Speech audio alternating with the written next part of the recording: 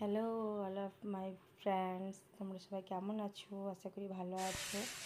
দেখো আজ সকাল সকাল আমি তোমাদেরকে সবুজ প্রকৃতি দিয়ে শুরু করলাম। দেখো আমি আমার জানলা দিকে প্রত্যেক দিন ঘুমানোর পরই উঠে যখন আমি থাকি তখন দেখি আমার বাগান বাড়িগুলো। তা আমার বাগান বাড়িতে রয়েছে অনেক কলা গাছ, এখানে কাঁচকলা ধরেছে, সেটাই আমি দেখছিলাম।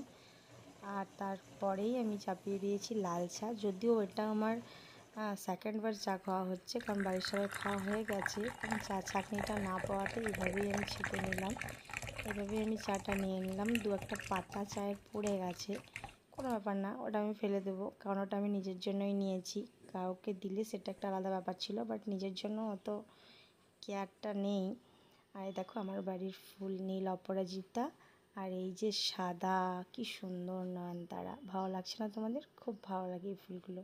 ডেলি পুজোর জন্য আমার বাবু স্কুলে যাবে, তাই আমি বাবুর জন্য রুটি বানিয়ে নিয়েছি। আলু ভাজাটা হতে বাকি ছিল, সেই আলু ভাজাটা আমি চাপিয়ে দিয়েছি। আলু ভাজাটা হয়ে গেলে আমি বাবুকে টিফিন দিয়ে খাইয়ে স্কুল পাঠিয়ে দেবো। তারপর রয়েছে আমারও নিজের কাজ, সেই কাজগুলো করব। তার ফাঁকে ফাঁকেই আমি ছোট ব্লগগুলি করতে খুব পছন্দ করি। এগুলো আমার একটা পছন্দের জিনিস বা হবি বলতে পারো, তাই আমি এগুলো করতে ভালোবাসি। আমি অত ভালোভাবে এডিটিং করতে পারি না, তাই আমি যেটা পাই সেটাই তুলে তোমাদের সামনে তুলে ধরি আমার ডেইলি ব্লগটা।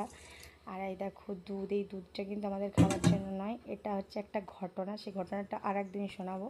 এই যে আমি ছোট্ট মারপুস, বাপরে কতদিন পর দেখলাম, মানে আমি দেখেছি, তোমরা কতদিন পর দেখলে বলো। আর এই যে খাওয়ানোর জন্য একে, এর মা আছে, এমন নেই যে এর মা নেই, এর মা বেঁচে আছে, এর মায়ের অ্যাভেলেবেল দুধও আছে, কিন্তু এর মা একে দুধ দেয় না, অন্য বাচ্চাদেরকে দুধ দেয়। এটা একটা বিশাল ঘটনা, হাসবো না কি বলবো।